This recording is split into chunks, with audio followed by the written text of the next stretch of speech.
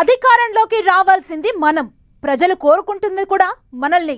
మీ పనితీరు ఇలా ఉంటే ఎలా? దూకుడుగా పని చేయాల్సింది పోయి అమాస పున్నానికోసారి చుట్టపు చూపులా ప్రజల్లోకి వెళ్తే ఎలా అంటూ మాజీ మంత్రులు ఎమ్మెల్యేల తీరుపై అసహనం వ్యక్తం చేశారట గులాబీ బాస్ కేసీఆర్. స్లీపింగ్ మోడ్లో ఉంటే కుదరదని చెప్పేశారట. కేసీఆర్ ని చూసే ప్రజలు ఓటేస్తారనే మైండ్ సెట్ నుంచి బయటకొచ్చి జనంలో ఉండాలంటూ స్వీట్ వార్నింగ్ ఇచ్చారట. పనితీరు మార్చుకోకపోతే ఇక మీ ఇష్టం అన్నట్లుగా క్లియర్ కట్ ఇండికేషన్ ఇచ్చారట గులాబీ దళపతి. బీఆర్ఎస్ పార్టీ సీనియర్ల పనితీరుపై కేసీఆర్ అసంతృప్తి. మాజీ మంత్రులు ఎమ్మెల్యేలకు సుతి మెత్తగా మందలింపు. చాలా మంది నేతలు స్లీపింగ్ మోడ్లో ఉన్నారన్న కేసీఆర్. యాక్టివ్ మోడ్లోకి రాకపోతే కష్టమని హెచ్చరించిన గులాబీ బాస్. మిషన్ 2029 నెక్స్ట్ ఎలక్షనే టార్గెట్. ఇక దూకుడు పెంచాల్సిందే.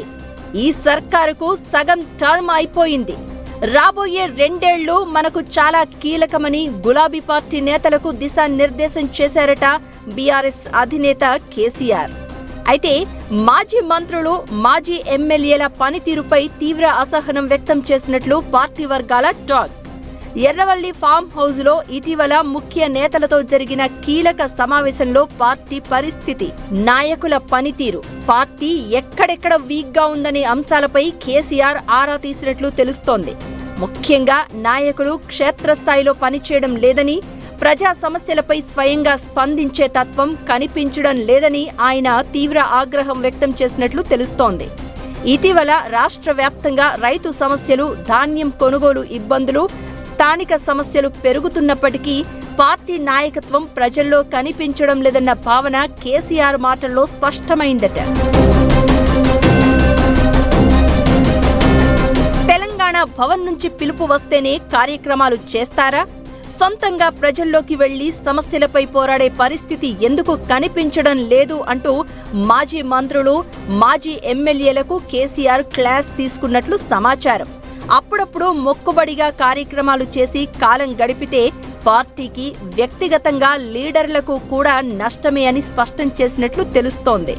రాష్ట్ర స్థాయి అంశాలకే పరిమితం కాకుండా జిల్లా, నియోజకవర్గ స్థాయిలో ఉన్న ప్రత్యేక సమస్యలను గుర్తించి ప్రజల్లోకి వెళ్లాలి అని కేసీఆర్ సూచించినట్లు చెప్తున్నారు. మీ నియోజకవర్గాల్లో సమస్యలే లేవా?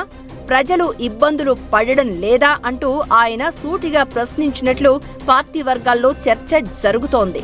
ప్రజలతో నిత్యం మమేకమై ఉండాలని, ప్రతి చిన్న సమస్యపై వెంటనే రియాక్ట్ అయి ధర్నాలు, ఆందోళనలు చేపట్టాలని గులాబీ బాస్ దిశానిర్దేశం చేసినట్లు చెప్పుకుంటున్నారు నేతలు.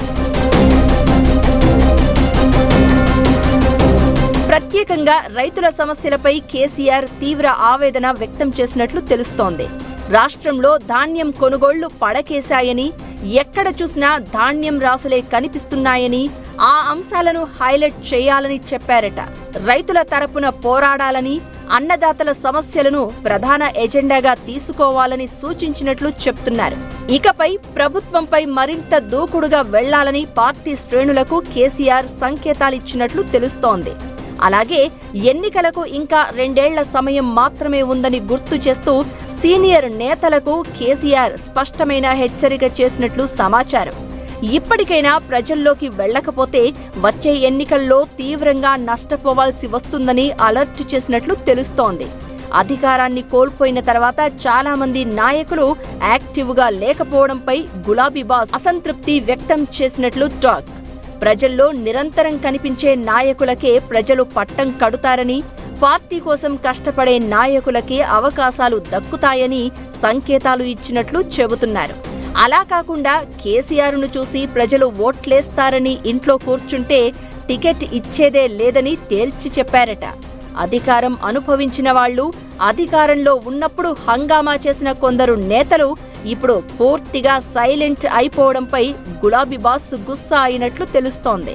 కేసీఆర్ ఇచ్చిన క్లారిటీతో నిద్రలో ఉన్న గులాబీ నేతలు ఇక రోడ్డెక్కేందుకు రెడీ అవుతున్నారన్న టాక్ నడుస్తోంది.